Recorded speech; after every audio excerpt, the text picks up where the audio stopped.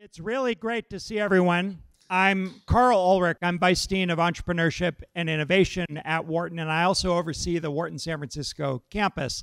This is the 6th session of Wharton Scale School. Scale School was an initiative we started just 18 months ago, and it's just been hugely heartwarming to see the show of support from our alumni and friends who've come out to share with us a discussion around important topics in scaling new ventures. I want to take a moment to thank Irina Yen. Irina, wave. You can wave there.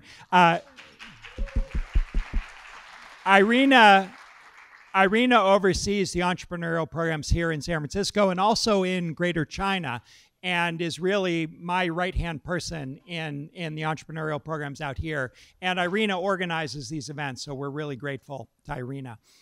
The plan for this evening is I'm first going to introduce our moderator, and then he'll introduce our distinguished guests. We will run until I want to set expectations. I think we promised we'd be done at 8:30. Our plan is to end here at around 8:15. That'll leave 15 minutes for following up with the speakers and informally with each other. So I'd first like to introduce Allon, Professor Allon, who is the Jeffrey Keswin Professor of Operations, Information, and Decisions at the Wharton School. That happens to be my home department, so I'm very thrilled that Gad sits just a few doors down from me in Huntsman Hall at Wharton. I want to say just a few words about Gad. Gad's expertise is in operations strategy, and more specifically in scaling operations, which is really the topic of this evening's discussion. What I want to say about Gad is it's actually extremely rare that we at Wharton hire a tenured professor from outside of the Wharton School. But Gad, we were able to lure away from Northwestern, from Kellogg last year to join the Wharton School. He came to Wharton to be a leading figure in operations and also to lead our management and technology program, which is really the flagship undergraduate program at the University of Pennsylvania, really an amazing program. Gad is a native of Israel, where he did his undergraduate degree and then got his PhD at Columbia University before spending quite a bit of time as a professor at Kellogg before we were able to lure him to Wharton. So Gad is going to give a few introductory remarks and some framework, and then introduce our distinguished guests. So with that, let's welcome Professor Gad Allon.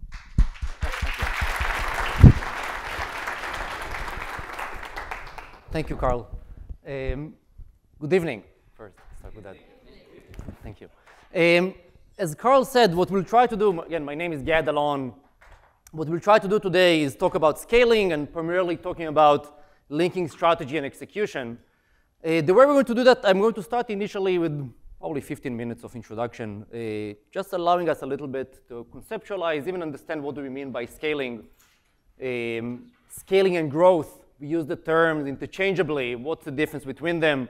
What are the main challenges? So we'll spend 15 minutes with that.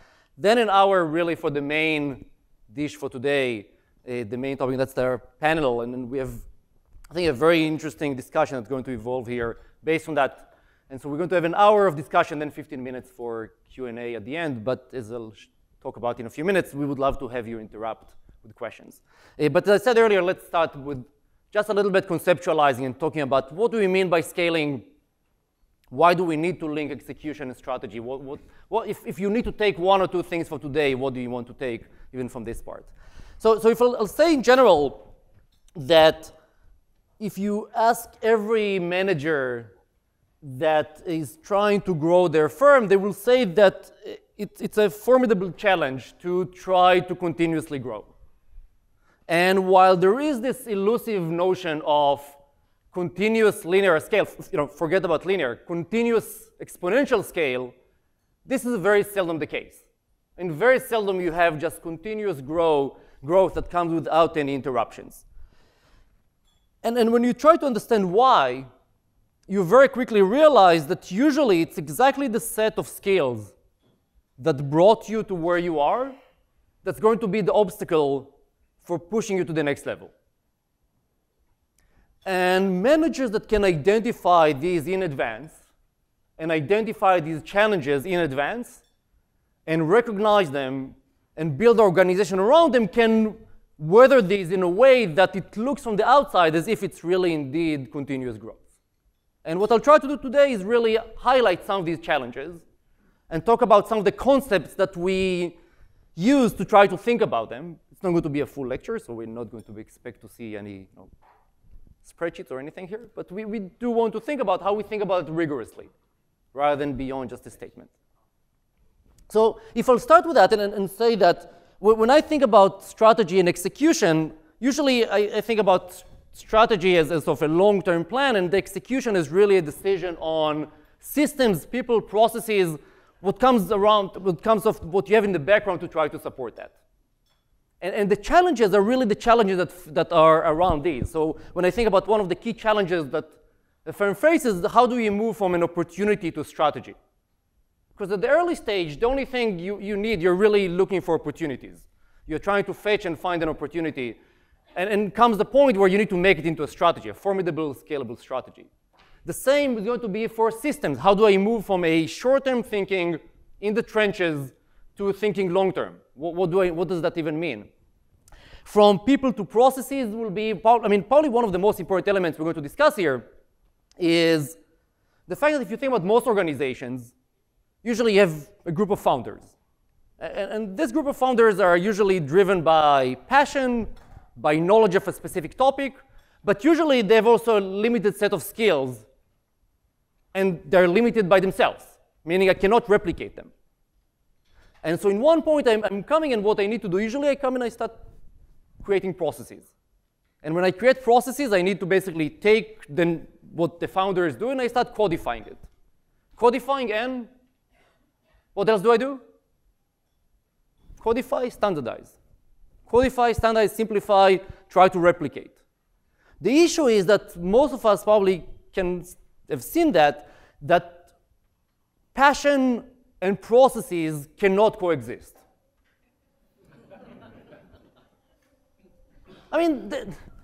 Theoretically they can, but they usually do not. Meaning, the moment you start standardizing things, you start crowding out passion, innovation, the feeling that you have control over what you do. And on one side, we understand we need to start creating processes as a way to scale. At the same time, we have the issue that the very core of what we brought you here is not that it cannot be done, or doesn't want to live with the process that we have. And so how do we really balance between these two? And then to some extent, that's going to be the main takeaway. It's exactly what brought you there. It's exactly the skills and the passion and the drive that brought you to that stage that you need to think and try to build. And in many ways, reinvent yourself every time you come to a different stage. And we'll talk about different stages the firms face and when we talk about scalability, what we mean by that. But let me start with a very simple question. Because you see the word scale overused, misused.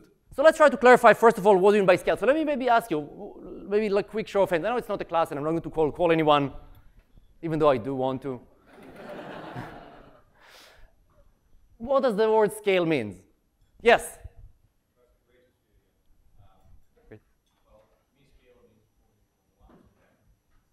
Again? From 1 to n. OK, very good. Moving from 1 to n. Agree, disagree? Anyone wants to add? That's one very good definition. Moving from 1 to n. So let me try to add to that a little bit. Let me say that will be my definition of growth. To me, at least, scale is definitely I want to add more demand. I'll say to me, scalability is the ability of a system, network, or a firm. So I'm trying to be general. It doesn't have to be a firm. It can be you're trying to scale your specific division. You're trying to scale a specific product. The ability of a system, a network, or a firm to handle growing amount of work, sales, or demand. Again, it doesn't have to be that you're selling more. You're selling the same amount, but you have just a significant more amount of work because of that in a capable and cost-effective manner. The word capable is not with a quote unquote, but supposed to be. When I say capable, I mean in a way that the customers feel that you're still serving them the way they thought they want to be served, meaning you retain the same quality, you retain the same cost structure as you grow. Because just growing without control for cost is easy to do. So that's a complex definition. Let me show you a slightly better definition. not the one that I wrote, so it's slightly better or slightly kind of clearer. That's from a blog called Fundable. It says growing means you're adding resources at the same rate that you're adding revenues. So the model, that's the model we see in consulting. Right? You sell more, you add more people. Clearly a very successful model, just not what I call scale. That's not scaling, that's just growing. Scaling is about adding revenues at an exponential rate while only adding resources at an incremental rate. I mean, the exponential here doesn't matter, but really more about the idea that you are adding, whether it's inventory or resources or people, in a slower pace than the pace by which you grow your demand. Simple enough. Much slower. Right, if we can do it in a much slower pace, even better. So let me show you 3 firms that most of us are interacting with: Facebook, Twitter, and Snap. Familiar somewhat with them. Right? If you have an identity, you're in Facebook. If you are politically inclined, you're in Twitter. And if you're a millennial, you're in Snapchat. So let's see whether they scale. So let me show you graphs. I did not prepare these graphs. That's from a blog called Stratechery. And what he did there is a former student of mine. He took the S1 and built a graph based on that for these 3 firms. So the timeline is going backwards from their IPO. And let me explain what we see here. We have daily active users increasing linearly. I mean, first of all, I think nice to see it's linearly. We hear a lot about exponential linearly. Then I put here cost of revenues per user, total cost per user, and profit. And revenue here, profit. So if you look at that, what will be your first reaction? So first of all, it's good that they're growing, or grew up to that point. You look at the cost of revenue per user. If it's really scaling, how would you expect that to see? Down. Does it go down? Does it go down? No. The answer is, I just see some of you are still hesitating. It doesn't. It's flat. It's absolutely flat. I'm not saying it's not scalable. It's not. They're not demonstrating scale. So the point I'm showing, if I would not show you here Facebook and I'll say that this is Walmart, you're probably going to believe me more. Because the belief is that these are digital products. They must scale. The marginal cost is 0. But it's not. It's not. There is a cost for serving customers. There is a cost for acquiring. There is a cost for cloud. There are many, many costs. But that's one firm. The second firm I want to show you is Twitter. Now, do you expect Twitter to be much worse, much better?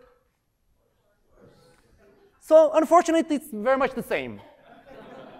With one caveat, for Facebook, they were making money, Twitter doesn't.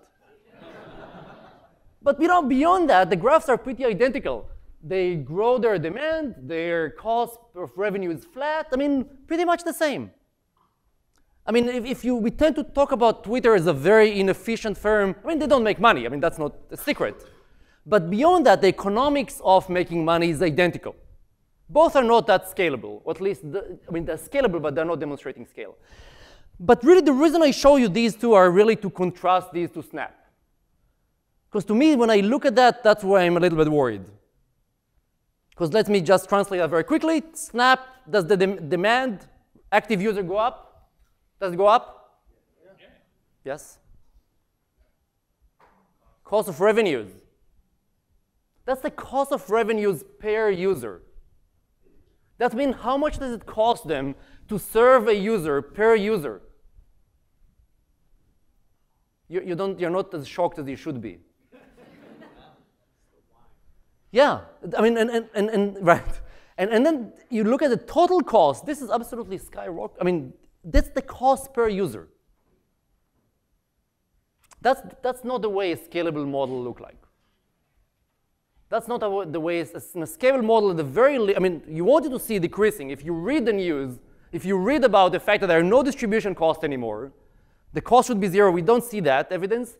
But we do see an evidence. Now, anyone has an explanation here? Again, it's not an exam, but what can be an explanation for why the cost of revenue is increasing? No one wants to take the risk. Instagram is the reason why the demand is, you're right, this is where stories was introduced. So the demand flattens. But that doesn't explain the cost. I'll leave that question. But hardware is one, but it's not big enough yet. Second one is their cloud expenses. They, unlike Facebook and Twitter, outsource their cloud. To whom? Google.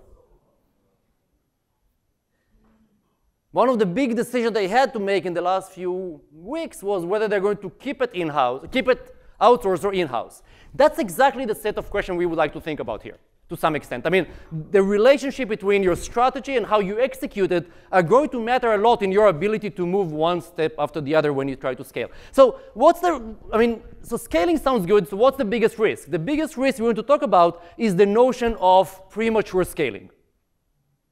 What is the notion of premature scaling? I mean, you've probably seen this graph before, this slide before, in other instances of the world. These are essentially the stages firms go to as they grow. They start from discovery, ideation, then you go to validation.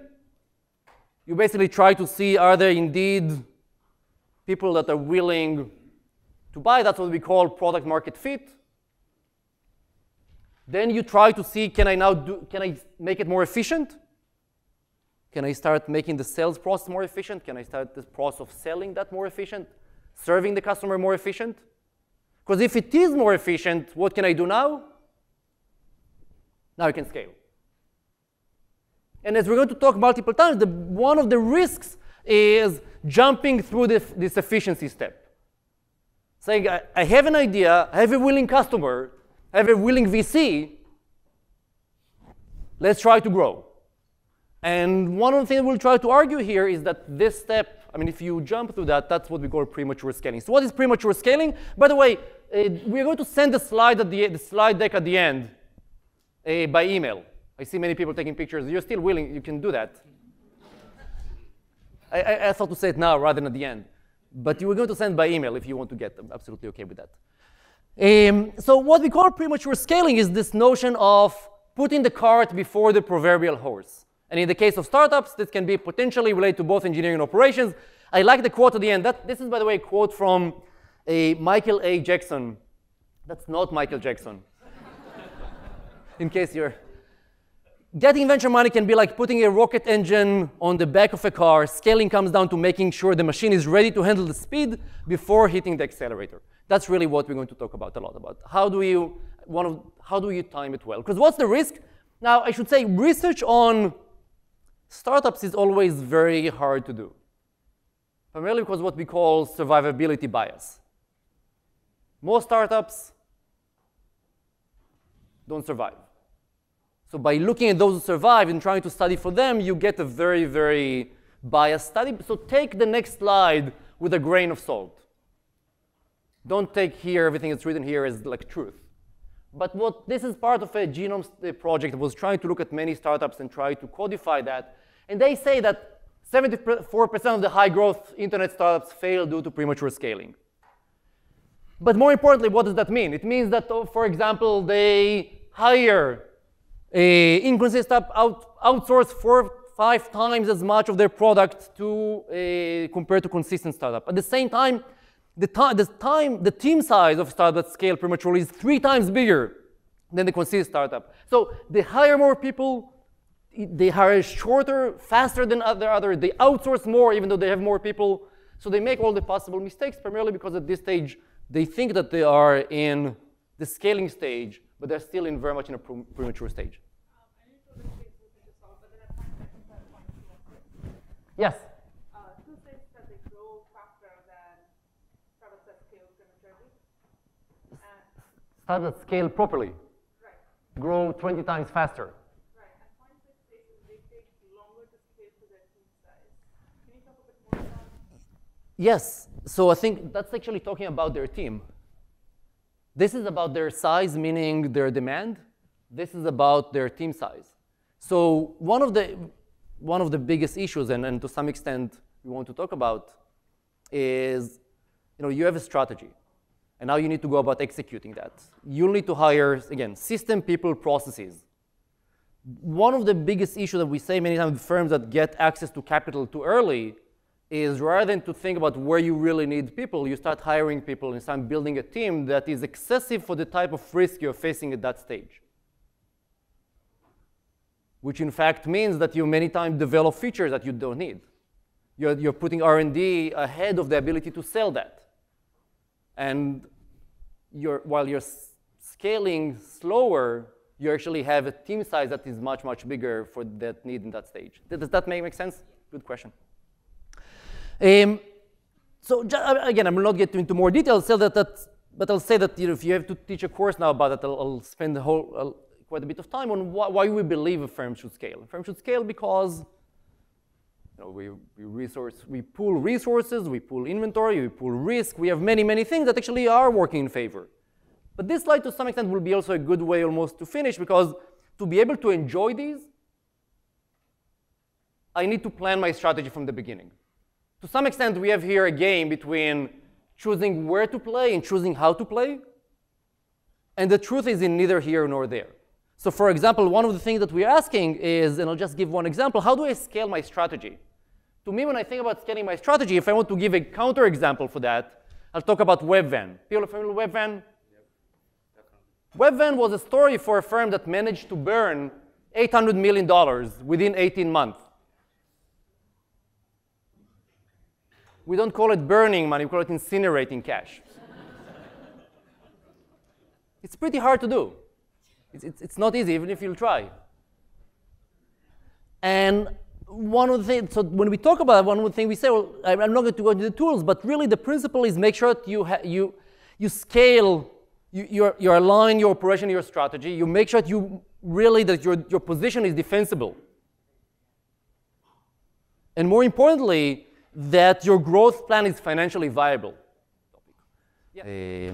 But if I'll go back and say that, let me actually, in fact, run almost to the end. I think that will be, in terms of time, useful.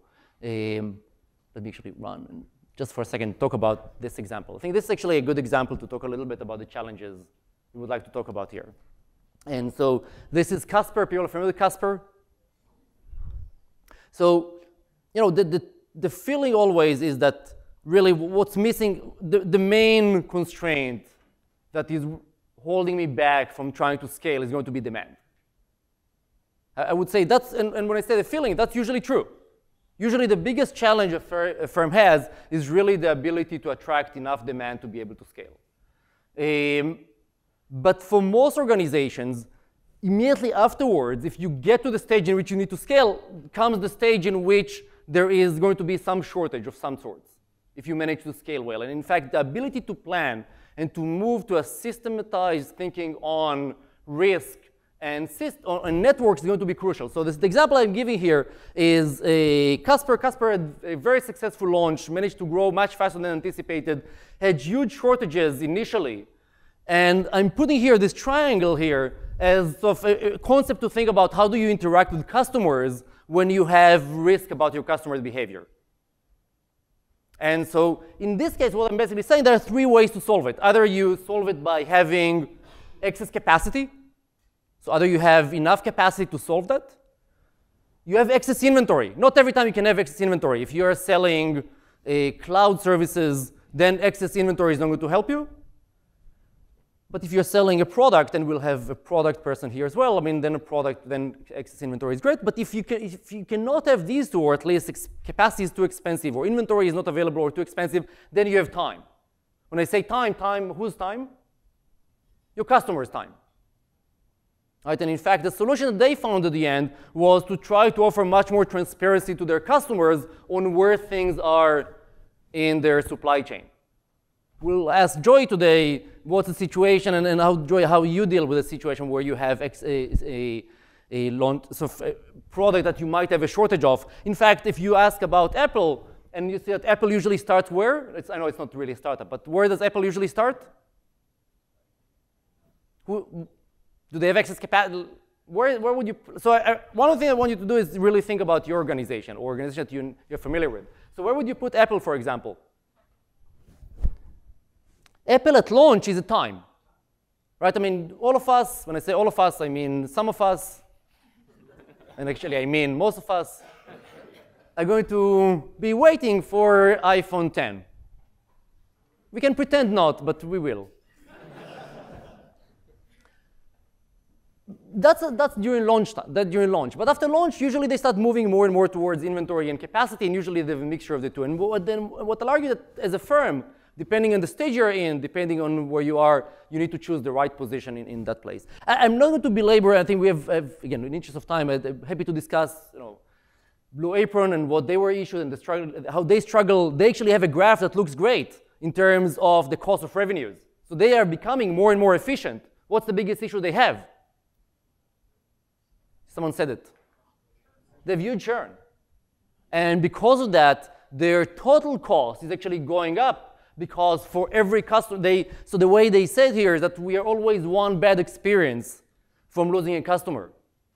So even though they managed to reduce the cost of the services, and even though they managed to become much more efficient in the way they do things and provide better quality, it's not there, and it's not enough to be able to get to the level where customers are consistent in their behavior. So I will stop with that and say the same. You can talk about people and about the issue with that.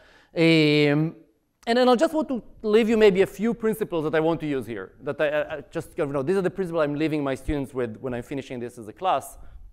And I usually say the first thing that, to some extent, one book that we always like to give our students to read is The Goal. And if you've not read it, when you leave today, you have to read it. You just have to. I mean, it's not a choice. And one of the main ideas there is a very simple idea. The book is not about scaling. It's not about startups.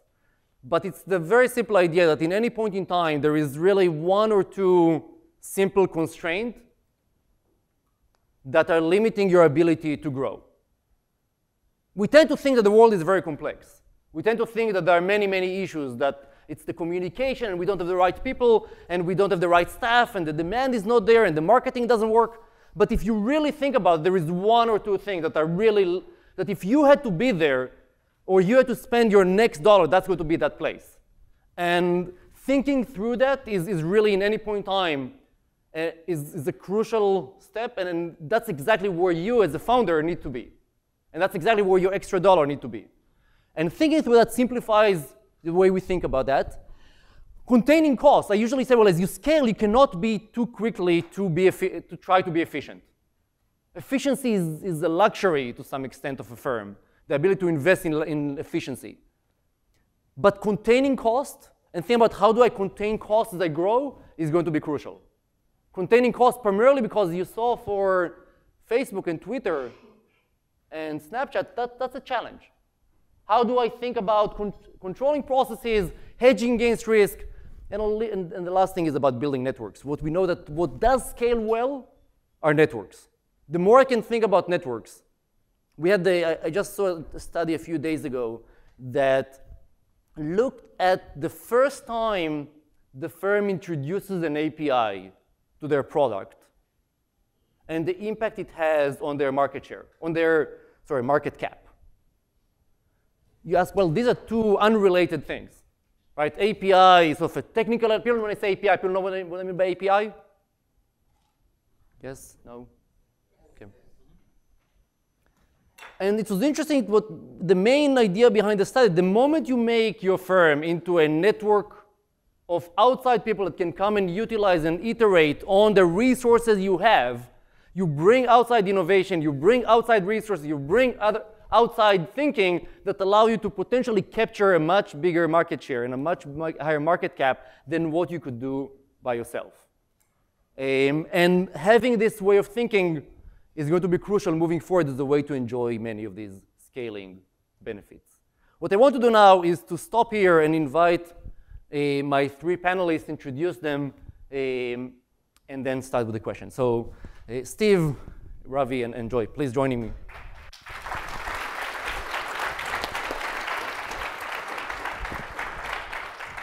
So I'll quickly introduce Steve Polsky.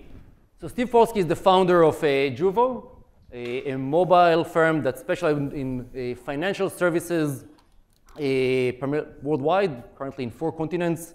We'll tell more about it in a second. Sure. Steve is a graduate of the MNT program, the Jerome Fisher MNT. For those of you not familiar, it's an undergraduate degree, dual degree at Penn. I'll say the best students at Penn, but it's self-serving. So Steve, I think you have quite a bit of experience both in firms that are more on the technical side. So Steve has patents in networks and network architecture, but was also the founding and the CEO of many firms from many of them you're familiar with, like Flickster and Rotten Tomatoes. And the firm just raised recently around $40 million from NEA. So thank you. And that leads me to my next panelist, Ravi Viswanathan, is a general partner at NEA. Ravi also has an undergraduate from Penn, a PhD from UCSB, and then a Wharton MBA. Before NEA, Ravi was at Goldman Sachs and McKinsey, right? Among the firms that Ravi is leading and investing in was some of the familiar firms like Played and Design to Learn, and Gladly, that has a lot of also Wharton connections in it. But also you had experience also in material sciences as an engineer. One thing that I realized, I didn't plan it like that, but as I went through the CVs, I realized that we have 4 engineers here on the stage. Not plain like that. And then that brings me to Joy. Joy Zwillinger, the CEO and founder of Allbirds. As I tell my students, the most comfortable shoes. Right? They're pretty good. Yeah. All right. I tell the story. I heard about him for the first time. So Carl told me, and then we spoke with Joy, and I left on a flight back from Philly to back from San Francisco to Philly, and half of the flight, and I'm not even exaggerating, we counted. There was another Wharton faculty. Half the flight had Allbirds. So Joy, you have a undergraduate in engineering again from Berkeley, MBA from Wharton.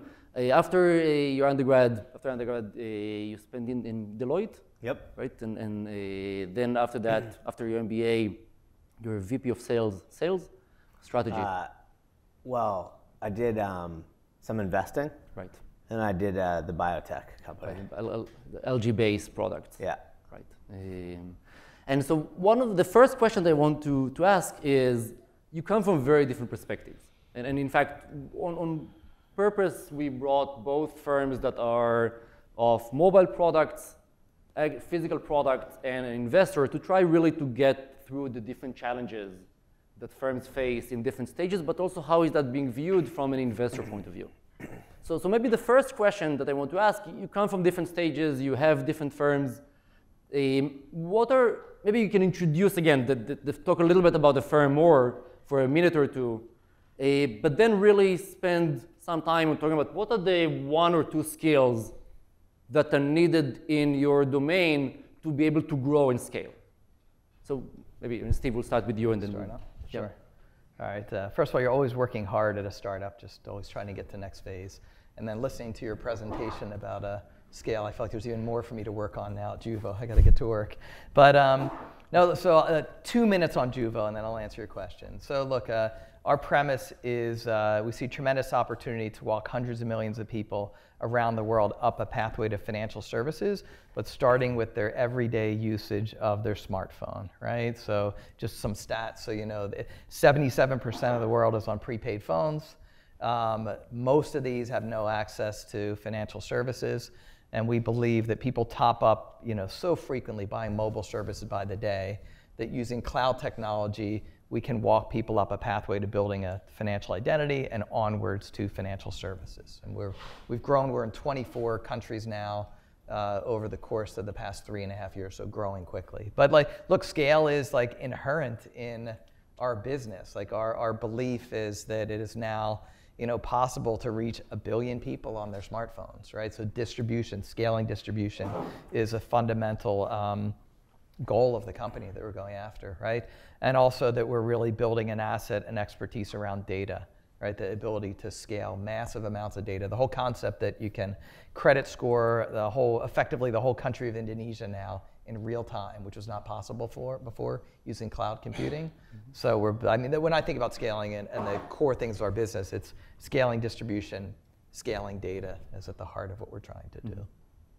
And we'll talk more about data later on, but can you elaborate about that, on that a little bit more? What does that mean to scale data? So look, part of it is it's about like what's possible now. It's a why for Juvo. Why now? Like 5 years ago, you really could not do what we're doing unless you really were Facebook or Google, frankly, right? And it's like the availability of the data science and big data tools that are now available on Amazon that lets us do what is possible, right? Just elastic computing and the tools that just make it possible to ingest tremendous amounts of data and be making individual decisions effectively about almost anyone in the world and walking them up an individualized pathway. So that's what we're leveraging. Ravi, maybe for you to lead the same question, but both in terms of for an investor in some of that scales, but also the firms you see. Yeah, sure. So just a little bit about NEA. We're about 40 years old. We're a large firm, so I think we're the largest venture capital firm in the country, about 20 billion under management. And so we're 40 years old, but halfway through our life today, about 20 years ago, we made two fundamental strategic initiatives, one of which is very relevant here. One is being global matters, hence our excitement in investing in Juvo, and we have investments all over the world. The other is being at scale matters. So in 2000, 2001, when folks actually were going smaller because of the dot-com crash following Webman, we went a different direction. We got bigger. So our funds are rather large. The last one we just raised 4 months ago is 3.3 billion. So for venture capital, that's a massive amount of money. And the reason we do that is we do a lot. We do healthcare and IT. I'm a general partner in the enterprise software practice. But our view is we invest seed all the way to growth. And what we try to do is take companies that are very young and scale them. That's really what we do. And our view is our model works best in building, funding, and growing large market-defining, market-changing, iconic companies. And that's kind of our premise, and it's been the premise from day one. And we're bi-coastal, and I think we funded over 1,000 companies, so I could fill weeks in this classroom with all the mistakes we've made over the years, and they're massive. Then our current portfolio is 450 companies. So it's a rather large portfolio, but again, even how we operate ourselves, we feel that there's scale benefits. The fact that we have operations in Asia, significant operations in Asia, can be helpful to Juvo, similarly. And I'd say the two things to answer your question specifically, Gad, as we look at our companies, it's more of an art than a science, right? Because anytime you try to make it scientific, something always breaks that algorithm. Part of it, probably the number one thing is people, is the team, because I'll talk more about it, but when we're scaling our companies, scale for us is growing 2 to 3x a year. And then you get to scale, and then that obviously the growth rate decreases. But if you're growing at that scale, then within a year or two, you may have outgrown the team you had. So a lot of it is just finding the right teams and the right people, and then knowing when to overbuild your network, overbuild your team, right? That's one. Team is a big one. The other is, and this is the biggest art piece, is for us, we live and die by product market fit. Finding a great product and a market that can that can support this product in a sustainable way. And really honing in, it's usually the last 10%, that product market fit. That's really the lever that you have. And in some of these situations, you can see when that's happening, or you have the early indications, and you're taking a leap of faith. But you have that product market fit, and if you have that team, that's when we think we can really scale. Mm-hmm. So those are the two big things for us that dictate success or failure in our companies. Great. Cool. So what about us is important to scale, and maybe a really quick background. And since we need to liven things up here, I'll start with just a very quick poll. So first of all, before you guys got here, how many people in the room heard of Allbirds? Okay, this is a good audience. That's the most I've ever seen. Impressive. All right, that's great. So, and how many people here have feet? There's a huge amount of people who are not listening. So Joey's going to buy a round of Allbirds for everyone. Yeah, exactly. The exciting thing about that, and why I really start with that is when we first raised capital, no one ever asked us the market size, and for good reason.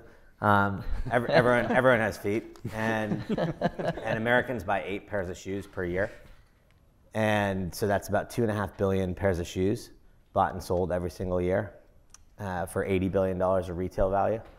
And what we saw when we started the business, I have a co-founder named Tim Brown, who's really like a very significant component of our inspiration of the concept. So what we saw was 2 things. One is about timing, and one is about product market fit. And first, maybe on product market fit, what we saw was there was a complete shift in consumer behavior. And I think everyone lives it every single day. You might even be, some of you, doing it right this second. We're working on our mobile phones. We're not doing a 9-to-5 job and then going home and slipping into something else and having a drink and, going back to work the next day and light bulb on and off. It doesn't work like that. And what we found was that apparel had kept up with that trend really well. And there's some great iconic brands in apparel that have done a phenomenal job of keeping up with some of those trends. I think Lululemon's a great example of that on the female side. And shoes really had not.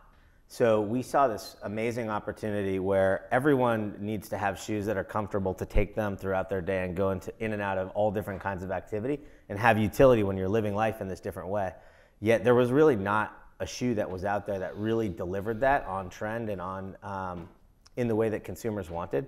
So we felt like there was this amazing opportunity to optimize for the one attribute that everyone buys shoes for. It's the most important thing, it turns out, and that's comfort. And you have to strip down and take the simplicity into design and take that reductionary approach when you're designing a shoe to create something that has utility across activities. That takes out the seams, there's no logos on our shoes, no big screaming logos. And when you couple that reduction of design with comfort, and then you enable it with something like a highly sustainable and renewable material, and you really innovate around the material science, you can create something quite special. And we felt like people would really respond well to innovation first and foremost, but also that focus on comfort and removing what we saw as kind of just blazing logos that were good for the company, but not good for the consumer. So that was around product market fit, what we thought. And from a timing perspective, $80 billion industry, there's not a single company that's in this market that's direct to consumer led that's above, call it $20 or $50 million. Not a single one. And that completely changes the dynamic for a company. And every single one of their customers, for the most part, are failing. And their business models are in pain because of Amazon and e-commerce in general. So the wholesale channel struggling means that all these brands also feel the pain because they're getting pressure on cost and they're not investing as much in innovation. They're investing on marketing and cost cutting. And so we felt like this was an incredibly opportune time to match product market fit with a channel decision around going direct to consumer. And so we took our business and we decided to go directly to consumer with every single interaction. Whether that be offline or online is less important, but it was going to be from our company to our consumer, and the consumer's thriving and buying more shoes than they ever have. So we thought it was a great opportunity. So we decided to jump in and start a shoe company. And I guess just to answer your question around scale, the things that are, I think, most important in our industry, I mean, design scales incredibly well. Apple famously has probably less than 20 designers. We have, we had one for a very long time, and now we have 2. And so I think design scales significantly, and the capability of continuing to innovate, and we do that through material science, and then how that interacts with the design of a shoe is the thing that keeps us the ability to scale and keep on doing that. And eventually, as we do that, we think the one and most important differentiator that allows us to protect that moat is going to be the brand. And so all of this ladders up to creating a competitive advantage around brand that allows us to really scale and then defend that position. By the way, we will allow for, if you have a clarifying question, we'll leave time for Q&A at the end, but if you have a clarifying question you want to ask right away, happy to do that. Just raise your hand. Yes? Just curious a little bit about what you mentioned. You have one designer and two. I work at a company where design is also really important. When you define a designer, though, considering your brand, it's not only the shoe as a design, but it's the whole experience, right? I go to your website, I get the emails, and I'm part of this really community. Yeah. As an Allbirds customer. So does that singular designer really own that whole customer journey end to end, or do you have other players in that? We have tons of others, tons of others. I was talking specifically about like product design for shoes. Yeah. No, we put a lot of money and energy into a lot of designers. Yeah. So I think both of you have started with the skills you need. One question that we hear from people is how do these change over time? So Ravi, maybe I'll start with you. You look at a decade ago, or maybe two, how things changed in a way that maybe enabled or hindered scale and growth, whether it's about market, technology, customers, suppliers. If you can comment a little bit about from firms that you see, and then Steve and Joy, if you can comment on that as well. So I spend most of my time in the enterprise space, which is nice to have a complement. There's a lot of consumer representation here. I would say the biggest change in the last 10 years, and a lot of enterprise software is really software as a service, is the sophistication in metrics. So 10 years ago, you were still in it was the birth of SaaS. It was Salesforce and WebEx were still youngish companies 10, 15 years ago. Now you're kind of in the third decade, second decade of that. And so there's real sophistication on metrics. And these metrics, there's the usual growth metrics like revenue, but also I call it the efficiency metrics, which is something called magic number, which is how much you pour into sales and marketing and what you get out. So those efficiency metrics are important because in the early days, people would just look at the top line metrics. And then you would have situations where you have companies that tried to go public where you had top line growth, but the cost curve was actually at a higher slope, right? And so there was no operating leverage, it was inverse that. Mm-hmm. So now what's happened is the sophistication is the public markets and institutional investors really won't put up with that. So it's getting into profitable growth, efficient growth. It's kind of the anti-web van. And you're seeing the public markets are kind of the great arbiter. So when they go to the public markets, you'll see exactly, Blue Apron, you put it up there, that's a real-time example. So I feel like those sophistication in those metrics has helped us a lot. It actually gives us a lot of comfort because inherently right when we're about to scale, we're taking two big leaps of faith. One is on the team, like I mentioned. Can this team, whether the existing team or new members of the team, handle this scale? And the second is capital, because we're always investing well in advance of that scale, right? That's just how it works. You pour in a lot of capital, and then you hope that your instincts are correct. We have a lot more sophistication in these models such that actually helps us. There's still tons of ways you can go wrong, but I would say that's probably, at least in the areas that I invest in, that's been the number one defining feature in the last 10, 15 years. Stephen, maybe you can comment on that as well. You've done firms in different areas. Right. Are the challenges the same challenges? Are the benefits the same benefits across? If you look throughout these years. I think about mistakes and things I've learned along the way. The tools we have available to us today to scale are so much better than they were years ago, right? I feel like there's so much we can accomplish like the outsourced tools. Mm-hmm. For me, when I think about scaling, it's I go back to one of your slides. It's like scaling the right things at the right time in a company, right? I couldn't agree more on like product market fit. We spent pretty much the first 2 years of our company like heads down for working with our first 2 customers, trying to make sure that things worked, that they would scale, that we could repeat this, right? And only in the past year and a half have really been focused on scale. It's pretty interesting, like so much focus on product market fit. A lot, I would say, to me, this feeling about like like this theoretical scaling. Like basically a lot of mental exercises to make sure that like, in all the things that we're doing, it would scale when we were ready to scale, but actually not putting that much of it into practice until we had gone through, you know, a few iterations with a customer, right? So it's a lot of like scaling the right pieces of the organization at the right time for me. And you're feeling overall that this has been consistent throughout the years.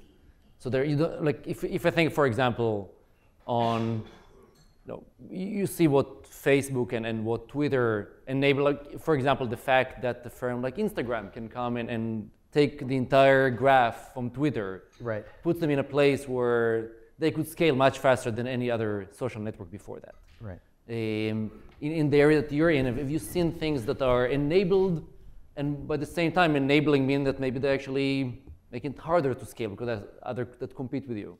No, I just think the technical landscape has completely changed. Like I think back just Flickster when we started, that wasn't so long ago, right? And we were racking computers and building a hosting center and like maintaining all of that, right? And now with Juvo, like I hope to never touch a computer or a cable ever, right? A computer is only the laptop that our engineers use, right? The fact that there's so much of this is on demand. Like the premise to the company is distribution is like we can get distribution throughout the world virtually free. And we can scale completely in the cloud without touching any computers, right? So just the way being able to scale as an organization is completely different. And so that shifted the constraint where? It really shifted this constraint for us. I don't know if it's still, I mean, for us, it's really like getting product market fit right. Like getting sales and getting customers onboarded correctly is the key thing for us right now. Beyond that, the business scales tremendously. So if we get those two pieces right. The sales process, yeah, essentially. Joey, do you want to comment on that? Sure, I'll go real quick. I mean, I think it's to launch a physical product and do it and sell it to a customer, to a consumer, is much easier than it was 5 years ago. I mean, 10 years ago, it was virtually impossible, and it would take an army. We started Allbirds 2 years ago, a little over, just over 2 years ago, and it took us 6 months to get to launch the product in March of last year, of 16. And we didn't have a single technology person on staff when we launched. There was a team of 4, really, and then we added a customer service person at the end to launch it. So, I mean, we launched on Shopify, and it allows the transaction with the consumer, which is quite a lot of security and embedded technology inside of something that we were paying $1,000 a month for. So, I mean, it's incredibly easy relative to what it was when some of our peer companies from Wharton and whatever, Casper, Wharton, or Warby Parker as well. When they started 10 years ago or 5 years ago, it was a lot more challenging. So I think it's evolving very quickly. So Joy, I want to come back to you for we discussed a little bit earlier this relationship between operations and marketing, right? I mean, and I think there is, specifically as you grow, and specifically if you have a physical product, one of the challenges is how do you seize the opportunity for growth while not alienating customers, not overpromising. Mm-hmm. Can you talk a little bit about the challenges that you're facing and what has been your approach to think about that? Yeah, I mean, we've done I would say a pretty bad job of that, and it is incredibly hard. I mean, I remember the first month we launched, we were really nervous. We wouldn't sell any shoes except to our moms. And so we created a catalog, and we sent catalogs to consumers. And we were out of almost every single product once the catalog dropped. So, I mean, talk about a waste of money and a bad experience for consumers. I think what has happened for us is, particularly because it's direct to consumer, so we don't get bookings from retailers and then make to order against bookings, we have to really just estimate demand. And when we started, 100% of it's organic. We had absolutely no idea what to expect, so we did a really bad job of ordering. And then we started to do a tiny bit better when we saw that, okay, there's this organic, completely unpredictable demand that comes from press or media, an organic acquisition like that. Then we started to get a little bit of word of mouth, and then we could see how that was growing. And then we got a little bit of repeat customer, so we could see what that was from. And then we got a little bit of paid marketing, maybe 9 months into it, where we could see what the response rate would be on that. So the predictability starts to get better. But today we sit here and our most popular style is a gray color of shoe that we should never be out of stock in, and we're back ordered for like 2 weeks. So we're doing a bad job, and it's incredibly hard with a length of a supply chain like we have in terms of the lead time for the product. And it's things that we're working on, but we're innovating around material science, which is like, physical molecules. We're not talking about bytes in a cloud. And we have to both invest in the development of that and then create a supply chain around a new material, which is naturally going to be longer than it will be if we just used off the shelf, the cheapest and fastest stuff. So, we haven't chosen an easy battle to fight, but I think it gets better and more predictable as the data gets richer and as we see what kind of demand is. And, now organic demand from media is a lot smaller of a percentage because we're much bigger than what it was when we started, when it was 100%. So it's just the predictability has increased. So we're getting slowly better, but building those processes is a hard muscle to learn. So in a sense, what do you think about the quality of the product? Was that suffering as you, was that something that you had to compromise in one? No, that's gotten better every single month. We've changed the product 27 times by the last count since we launched 18 months ago. And we've done that because we get feedback from customers. We're always improving every single PO. We make running changes. And we knew that quality and product market fit and giving a quality product is the most important thing for us by far. If we break the promise to a consumer that it's, as you said, very comfortable and it doesn't fit, it's going to be a horrible experience. So we have focused a huge amount of energy on getting that right. And we're in our factories probably a dozen times a year. And we have 200 people probably touch every single shoe to make it, which sounds very archaic, but that's the 99% of the industry. And if you get one of those wrong, it's a scrap. And so you need to have standard operating procedures at every single step in that process. And we have every single one focused, and we're updating it every single month. And do you think it affected your speed of growth and then your ability to scale faster? No. I think that what really affected us is our poor planning. We've just consistently left opportunities to give customers a great experience. It's really been our own Excel models that have been flawed, not our factory. Ravi, maybe you can comment on as well from the firms that you see on this trade-off that we see as inherent almost for every firm between growing fast, but maybe leaving some issues behind in terms of the ability to support that. I had a co-founder tell me that unless there are operational issues, things are not right. Right. Yeah. I think, it's something we deal with and we struggle with at our companies. Is marketing, which is the demand side, which is what you really want in these young startups. And then operations, which is the ability to fulfill it, however you want to define it.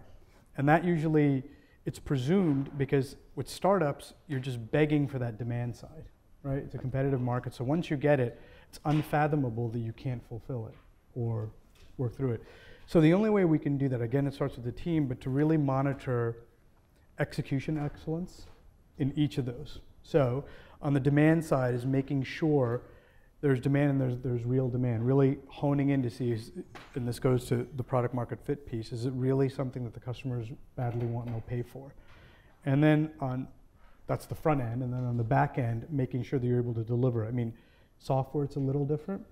How we think about that is churn. That's a good measure of product market fit and upsell, but also downtime to make sure the infrastructure works. But even in our consumer businesses, which is much more fulfilling, like e-commerce or anything like that, it is making sure that you have the operation. So our greatest example of that is Jet, which is one of our investments. And the prior investment, so Mark Laurie, who's the founder of Jet, he was the founder of diapers.com. And they came in to present, I think it was 07, 08, and it was just, we didn't understand why we were looking at a company that was selling diapers. We thought there was we're technology investors, right?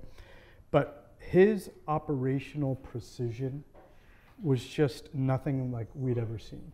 And so he just had everything down to it was an order of magnitude greater than what we'd seen. So the operational piece was significant. And then he just made sure it was an amazing UI and product design on the front end. So you got the demand piece. So he's able to match that. And he took that exact, and then it got bought by Amazon. He spent a couple years in Amazon, and he actually uncovered, because he was so good at the operations, he uncovered all of the inefficiencies of Amazon, the e-commerce side. And he was crazy enough to start Jet, right? So it's very, very difficult. He is kind of the, the 1%er. A lot of times you actually have to do iteration, fail fast, and hope that you fail fast and not slow, and then keep redoing it until you get it right. Yeah. Steve. Yeah, we're at the heart of it. Juvo is a B2B2C company, so there's actually two parts to scaling, the B2B side and the B2C side, right? The nice thing, we touch millions of consumers every day, tens of millions of consumers. The nice thing is we spend enough time up front in architecture and design and scaling that we feel pretty confident on the consumer side of our business that we're ready to go to tens, hundreds of millions of people, which is great, right? There'll always be something, but we feel pretty good about the consumer side of it. I think the more operationally intensive part of our business is the B2B side of the business. We sell to very large mobile operators around the world, and it's a long sales cycle, a long implementation cycle, and reputation matters a lot. If we do a good job, that will make the next sale easier. If we fail along the way, it makes it a lot harder. So we purposely took the approach of really over-servicing our first customers, right? Let's make sure we're putting a lot of time, let's over-deliver, let's do as much as we can, really not focusing on efficiency at all, right? And we've had some hiccups along the way, but we just jump in and made good on everything that we're trying to do.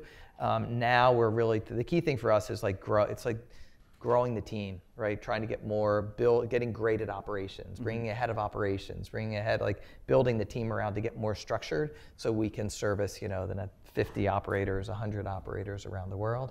So now we're moving more towards, as you say, more from innovation into process and making sure we're ready to grow faster. And that brings me actually to the next question, which is really about talent and organizational design. When you think about staffing, when you think about adding more people, when you think about building an infrastructure and building sort of an organizational structure to support that, what are really your guidelines in thinking about that? As you try to scale and try to take the culture that you have and try to scale that, or the capability you have and scale that? Yeah. We're going through a big inflection point right now, post our Series B in growth. And I think one of the most interesting things to me is kind of needing a different type of thinking at different stages of the business. I mean, it even applies to me. And I realize I love operating in ambiguity. I like figuring out products. I like discovering things, right? And now we're at a point where it is more in process. It's how we're going to scale. And I realize I need to bring in the people around me who enjoy and are great at that part of the business. But that same kind of change in thinking almost applies to all the parts of our organization. So I find myself having a lot of conversations now with people around the team. Look, what are you great at? What do you love to do? How is the company growing? And where's the best fit for what you're doing? And what does the company need? So it's creating room, growing the team, and making sure in some cases we're bringing different people to focus on different things.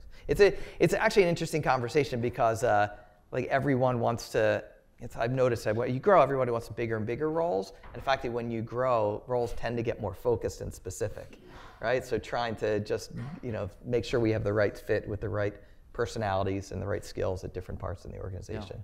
Yeah. That's a great point. I mean, that's a great point, and overall, again, I come from Israel, where a lot of what you see is many people that are great in starting firms, but definitely not staying there. I think a lot is driven by exactly what you said, right? I mean, I think the fact that you like the end. Some people strive better in the end-to-end thinking, right? And don't operate well when there is a specific task that they're being measured. They like the ambiguity, but they don't like the specific structure. Right. I mean, the nice thing is when you're growing, you have plenty of everything. Right, so it's just actually that making sure people are working on the things that they're the best at and creating room for new people in different areas. Ravi, I mean, in firms that you invest in, and you probably have seen a variety of organizational structures that they had to go through. Maybe you can talk about without names. I mean, a successful one and one that didn't manage to change the organizational structure as a way to succeed to withstand sort of age of scaling. Yeah, there's many of the latter unsuccessful. In terms of successful, I would say that our teams that have done it well and the CEOs that have done it well, I use the term overbuild your team, because if you're growing 2 to 3x, as I'd mentioned, your teams are probably growing, maybe not that rate, but significantly. So a 30-person organization in 18 months can be 100 people, right? If you're in that hyper-growth, hyper-scale phase. So making sure that you're building out, and you could be getting people that may not be, it almost seems like this stage is a little too young for them. But that's almost okay, because within a few months, where it's not worked is when you get the person that's matched exactly, right? And then 3-6 months later, you've already overshot this person. So I would say overbuilding that team. A couple of key hires that we're pushing more and more is just a head of people to manage all this, to do it well. And I've actually preached a lot more of this. The closest term for this is just the COO. This person that can just handle a lot of stuff and make the trains go on time. As these organizations really start to explode in size, you're going to get lots of different teams, and at any one point, several of them are not going to be gunning on all cylinders. So having someone to help pull that all together. The final thing to do is I tell my CEOs to just make sure that they have a really strong, I call it the bunker team. Who's your executive team? And where it goes wrong is when the CEO tries to do too much. A lot of times, first-time CEO, they think that they can scale this because they want to prove to everyone, including themselves. And what happens is, to Steve's point, they start doing a bunch of things poorly instead of doing 1 or 2 things. So the ones that do it well is, I know I'm really good at, external facing things, and internal facing I need to build out. So it's those types of things we do. We also, as a firm, because of our scale, we have a lot of events where it's just CFOs, just CEOs, just heads of sales, where you have this kind of protected terrain and turf where people can just, and they just share, this is one of the issues I'm going through. So if you create that community, as well as have some guideposts, then you can you're doing all you can. Still, things will break, but so far it's been working pretty well. Yeah, ours is, it sounds extremely cliche, but I just think about it all the time and live it, is very similar to what you said around people. We filled out a leadership team of very experienced executives very early on in our company, and we did it kind of like the thing that Tim and I knew the least. We would hire the most experienced and the smartest person we could possibly find in that place first, and then as we grew slightly less ignorant all the way down, we'd hire in that kind of order. And we did that every single time. Every single person on our leadership team, Tim or I, would for sure work for in a different kind of environment. And we've then been able to set pretty stretch objectives, and we have a culture that is hyper transparent. So our belief is that if you have very smart people and you give them all of the information and you set the context for them to thrive, that they will make amazing decisions and they'll surprise you. And so the hard part, I think, as we grow, we're about 80 people now. And as we grow to, call it, next year, we'll be, particularly as we add retail, we'll grow into the hundreds. And as we do that, the hard part is about making sure that kind of approach cascades down through multiple levels of the company. And that is very hard, because not everyone is oriented in the same way as people who are naturally oriented that way. It's a hard skill to, I think, make sure people calibrate to feel comfortable that any day they would work for someone who works for them. That's a really hard thing to get comfortable with, and it requires a lot of self-confidence and an understanding of what risk means in a startup. And I think it's just a hard thing, but we're working on doing that, because we feel very confident that if we're successful at that, the whole company can scale with that same mentality, which makes a really great place to work too. So what I want to do now is I'll have the last question that will be a cue for you to think about your questions. The last question will be, what keeps you up at night? Scaling, non-scaling. Joy, we'll start with you. Well, I have 3 children, so that doesn't help. That's the obvious. It's the cop-out answer. Well, it's funny, we have a bunch of knockoffs coming after us now. It's happened a little faster than we expected. I don't really think about that too much and worry about it because it's kind of different. Some are big companies that are multi-billion-dollar companies, but a lot of them are kind of just random companies from Asia. That doesn't really concern me too much. It's really about, we've always known that that's going to happen, so we need to just innovate to a degree that creates newness, not just like a new style of the same material, like a line extension.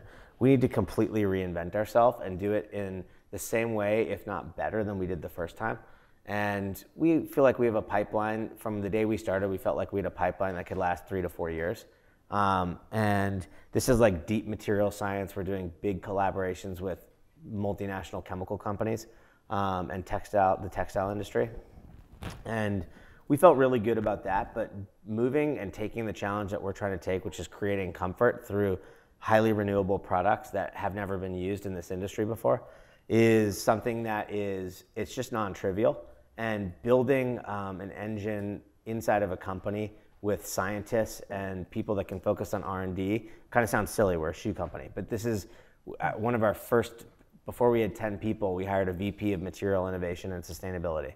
And we had to focus on that because these things take years to get off the paper and onto a physical product. And so I don't know if it keeps me up at night, but it's at least the thing that I think if we fail at, we will fail as a company, and we will not be the kind of enduring brand that we're setting out to be. So that's the thing that I spend the most time thinking about, probably. Oh, that's great. Ravi. Yeah, I mean, obviously all the things we talked about in terms of did you hire the right person? Is the company well capitalized? Is it overcapitalized? But as you're building these startups, which is hard enough, making sure that you pay one eye externally, because here's the problem. When you have scaled properly, then you've earned the right for the big monster multi-billion-dollar public companies to take a look at you and then they want to squash you, right? Because you're a massive threat to them. So while you're building this in this torturous journey, paying attention to that threat. But also, the one thing that's happened, our companies, the gestation period are 8 to 10 years, very long time. Well, here's the problem. Sometimes product market cycles are less than 10 years. They're 3 to 5 years. So as you're building this company and you're hoping that AWS doesn't kill your entire enterprise portfolio, as a for instance, making sure that you don't overshoot or undershoot. And we've had companies that are amazing companies, and we've reached a great point, and we've literally missed the window. And that, so it's just, aside from that, it's all great. That's a lot of truth in it. So I think what keeps me up as we're expanding around the world, a lot of it is jet lag, actually. No,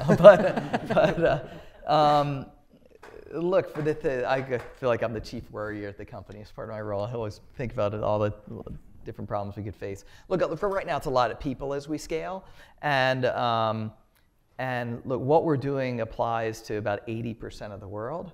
So I feel like companies inherently have, there's a pace that you can grow a company sustainably before, how onboarding people, getting them productive, maintaining your culture. There is just a throttle to that on how fast you can go. And we're balancing that with, as I was telling you before we came in, should we be launching in Africa? Should we try to take a run at India?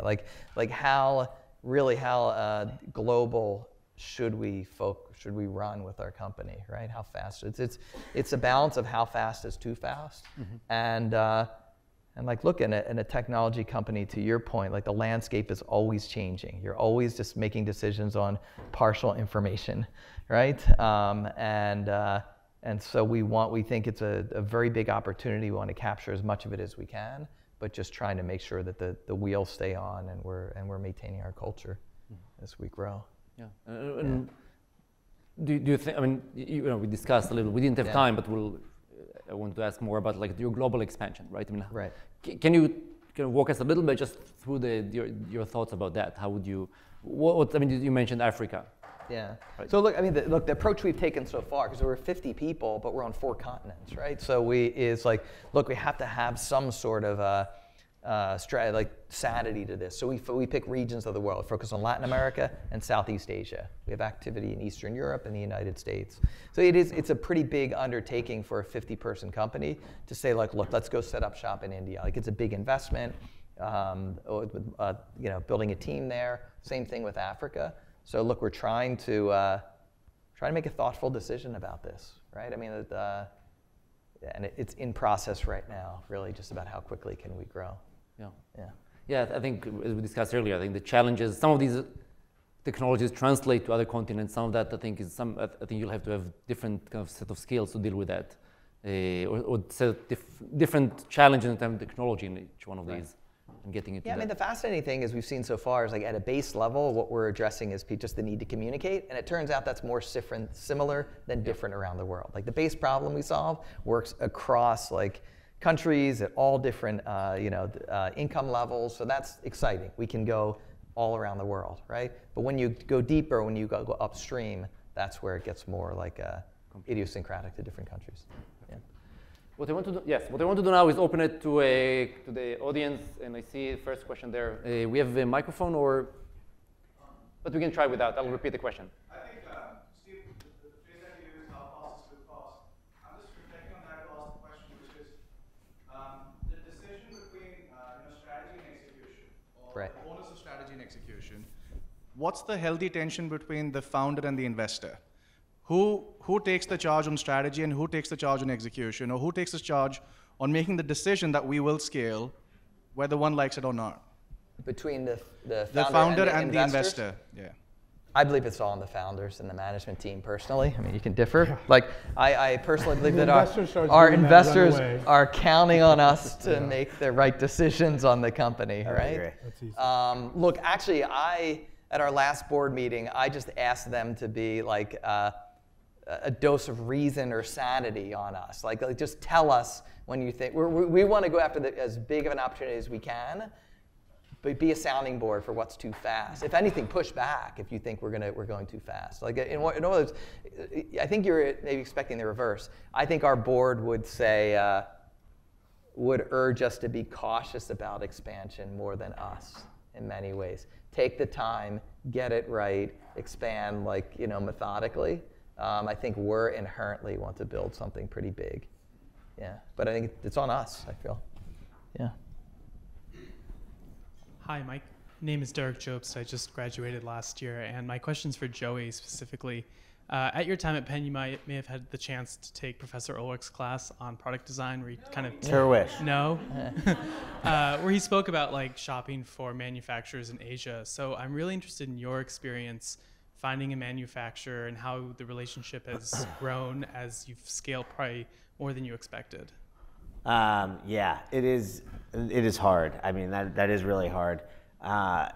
We raised money, and our first round of seed capital was August of 2015, and we told people we were gonna make shoes in Transylvania. And we did have a factory in Transylvania that had given us some information, and so we thought that was the lead horse. But we also didn't really want to dig in too deep because we knew that we might find some things that were not good. Lo and behold, after the money was in the bank, we found some things that were really not good. So we, with having promised we were going to launch this 6 months later, we went out and really just scrappily through our networks, we went out and we ended up finding 3 manufacturers. There was one in the US, one in Korea, and I think the third one was in China. And we sent tech packs to each of them. And tech packs in our industry is kind of like all the patterns, the last, which is the shape of the shoe, and some sample outsoles. And we said, go make us a shoe. Here's the shoe we want. And during that time, we got their work back so we could see what the sample room was like. And a sample room is going to really indicate what's going to come out in the production line. It's not always a one-to-one, but it's a pretty clear picture to see the professionalism and the quality of the factory. And you also, through that process, get to see how they're going to treat you. Are they going to bend over backwards to serve your needs, or are they going to kind of brush you off and say, well, this is the process. You kind of got to do it on this time frame, and if you don't, like, we can't do that for you. And the guy we ended up working with, his name is Michael Joe, and he liaised with the factory for us in a place in Busan, Korea, and he's now probably one of our most important executives, so we've hired him full time, and he runs our Korean operations, which is probably about 5 people now, but oversees hundreds of people on exclusive factory and a couple other places. And he just stuck out head and shoulders above the rest by such a long margin that it was just abundantly clear that this was the kind of group that we were going to work with. It had all the right fundamentals in terms of worker safety and employee health and safety across the gamut of things we were concerned about. The quality was high, and so we took a chance and took a risk with them and put our first PO was like 10,000 pairs of shoes, and that's not a lot for a big shoe company, for a big shoe factory, but they treated us like we were making 1 million shoes a month, and so they were great. So this question is for Ravi, from Lam Research. Question is that you have seen enough companies, and now my question is for when you design the strategy for scaling, his question is about what to scale, when to scale, and how you scale. So from what you have seen, what metrics will you use? And also, is there any good models depends on different industries and their business model? So, how much time do you have? So I would say, for sure, it depends on different industries and different business models. If you think about scaling, the biggest thing to ascertain is product market fit, because it's not something that is out there. It's not like a revenue number, right? And so you need proxies. And so we try to have a proxy. So, a lot of our consumer partners, they look at NPS, Net Promoter Score. How exciting is this product to the consumers they sell to? So on the enterprise side, which is what I deal with, it's churn. It's churn and upsell. So how sticky is the product, and how much more are they buying of the product, right? That's a short-term proxy, but this is an imperfect science. So you have that. If that is working, then you look at everything else. Then you have to do an external check to make sure that the market can sustain scale. Sometimes you're in a market that's constrained, so you pour more money into it, and you hit a ceiling. So you have to make sure that the market is there, and that's pretty straightforward to figure out. So once you have those two, then the next thing we do is probably the most important thing is the team. How is the team? And that's probably the number one thing we focus on and also get wrong. And so one of my favorite anecdotes that a couple of these folks know is one of our companies, MuleSoft's public company, early in its life when we invested, the CEO is one of the best CEOs I've ever backed, Greg Schott. He put a bar chart on the bulletin board in one of our conference rooms on his revenue plan, 18, 30, 45, et cetera, right? And it was a pretty impressive plan. Anyone would be thrilled to have that type of growth. And one of my partners, Scott Sandell, who you know, he had it was a bizarre question. He said, what if we removed every other bar, right? Which is, of course, easy for an idiot VC to say. They can just say shit and doesn't really have any implications.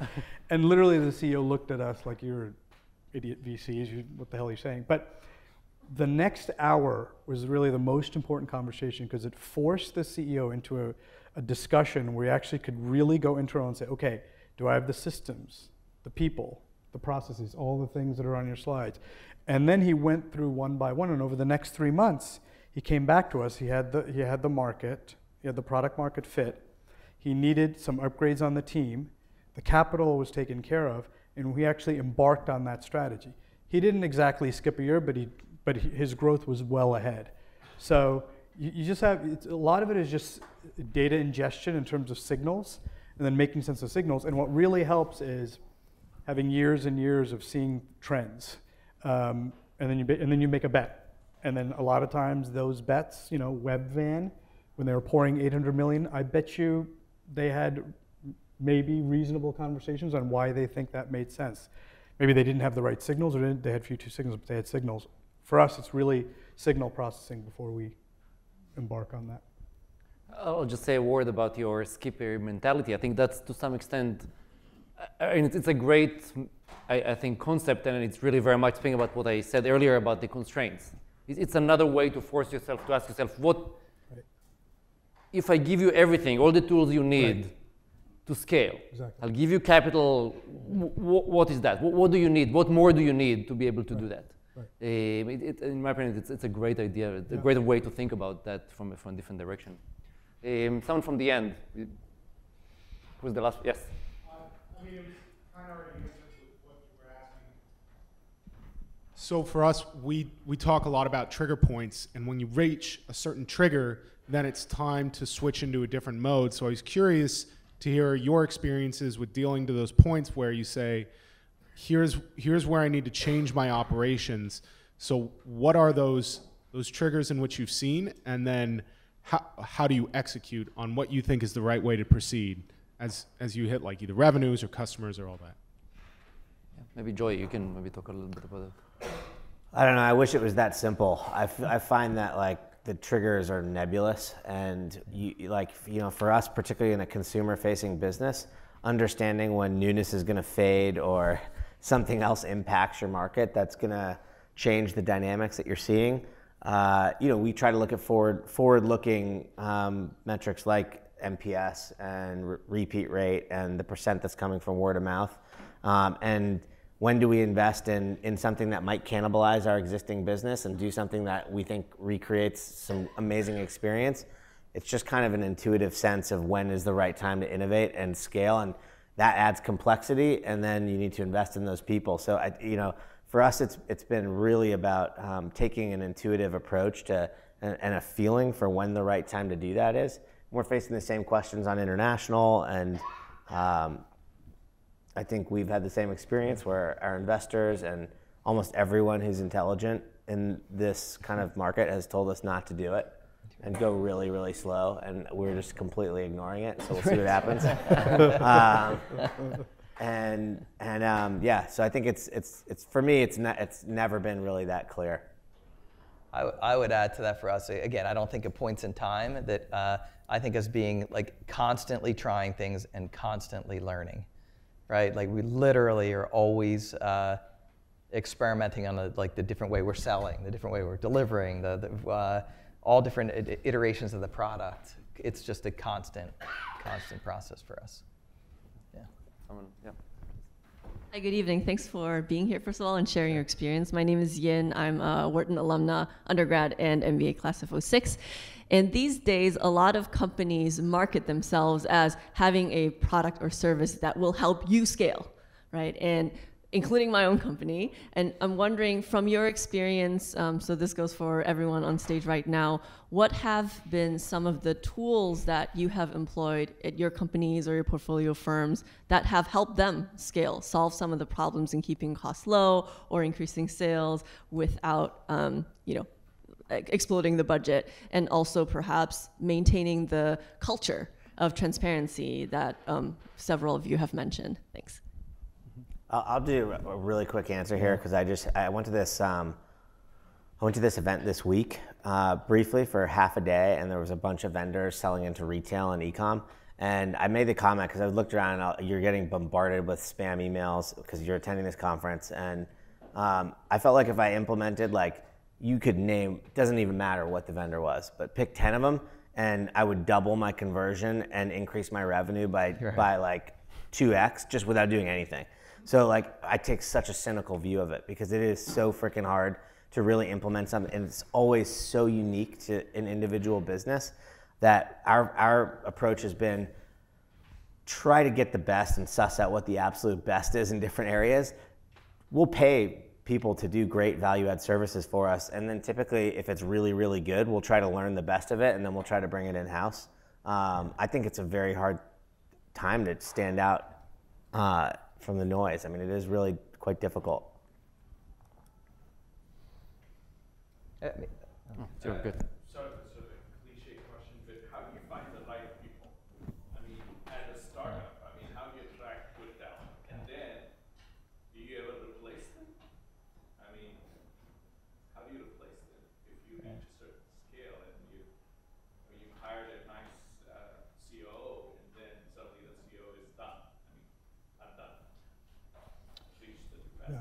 I can take a crack at that. That's the question. 20 years ago, however, decades ago, I was Wharton, teams matter, management teams matter, which is an obvious thing. The best way for me to explain it is when I started in venture 18 years ago, this was my definition of world class. And this is my definition now. And so part of it is just, and that's why we are very much, our firm operates as a team. It's not a bunch, because we realize that there's experiences with people, that there's nuances that some of my partners can gauge that I can't, and vice versa. So that is selection, and we have whiffed. Like, I think I've done the statistics, I told my partners, on VP sales, just VP sales hiring, in the last 4 years, I'm at a 50% hit rate, which is bad. You want to be, of course you want to be 100, but some of my partners are saying, you know what, that's better than normal. So you'll always make mistakes. So the most difficult issue is when people reach scaling thresholds. And even more difficult is when that person is a founder, right? Mm-hmm. And so, we pride ourselves on being very entrepreneur friendly. And the best way we do it is, at least for me, this is no algorithm. It's just I spend a ton of time with my teams. And you build personal, deep relationships such that they know that you would do whatever it takes to help the company. And so Dick Kramlich, who's the founder of NEA, regarded as one of the 10 founders of venture capital, he gave me some advice early on, and it was really good advice. He said, whenever you're struggling with a company or a question or a situation, just ask yourself this question: what's in the best interest of the company? So I've repeated that to lots of folks. And so having an intense relationship with folks and then being able to walk through, it's not always easy, but a lot of times. And then you also figure out, think like an owner versus an employee. An employee, you care about your title and your role. Your owner, you care about your equity and making that the most valuable. Sometimes it's you doing that, sometimes it's someone else. Even with someone else, there's other roles for you. But I mean, it's about as imperfect a science as it gets. And the number of times I've said we found a world-class exec and they didn't work out, or we found someone not going to work and they're a home run, it's countless. And that's why it's so difficult. Yeah, I'll say that most methods actually don't do better than 50%. Yeah. Right? If you look at most methods for selection, in fact, really the only method that works is having people do the job for a while as a way to demonstrate. And then in that way, we many times say you need to hire slowly and fire fast. It sounds very cynical, but the reality is that you have to be, you have two types of mistakes. Either you hire someone, you have a job that's not filled, or you hire someone too early, or someone that doesn't really fit. I think the mistake of hiring someone that doesn't fit drags the firm much more than not having someone there. Yeah, you make a good point. For us, the best thing we've done is groom talent from within, because you don't have to worry about a culture issue. Mm-hmm.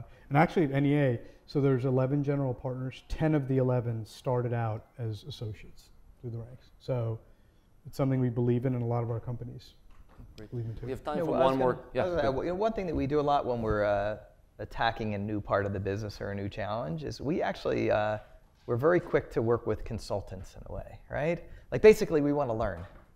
Right? So we try to find experts in different areas and we bring them on for like 3 months, like just learn, absorb, and then hire. Then go to hire the person. Sometimes it's the person we brought as a consultant.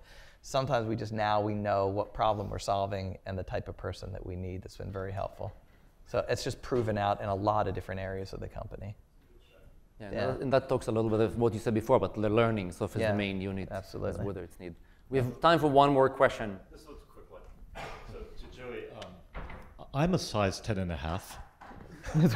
I saw you have birch runners on right now, and I appreciate it. Yes, no, they're awesome, but a little bit loose. So, so it's sort of I think you know where this is going, but the omission of half sizes, was that a strategic thing to reduce complexity for the initial rollout, or what was sort of the thinking, and then maybe a little bit of a future roadmap on half sizes?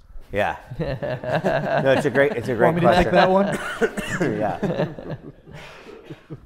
The reason we did it in the beginning was very straightforward and simple, is that we were worried about working capital, and having way too many SKUs all at once scared us. So we thought we could get away with it because we have a really flexible upper material. And what turned out happening is that not only did it save us working capital, but it reduced our return rate to a level that was so low because we realized that it really did accommodate a broad range of feet sizes. And so serendipitously, people wouldn't go up a full size if it was just a tiny bit snug, but if it was a half size, they might have returned it and gone up a half size. And it didn't take away from the customer experience because it would stretch and be flexible to the foot. So we got away with it. And I think we'll constantly evaluate it. Now we have different styles with different lasts and different kind of, some have laces, some don't. So, you know, it's challenging. We'll figure it out. But it was kind of a lucky hindsight kind of a thing. Okay, and in that tone, I would like to thank Wharton Entrepreneurship for organizing that. Carl and Irina, I want to thank you for coming, and I want to thank our three panelists. Very happy. Thank you.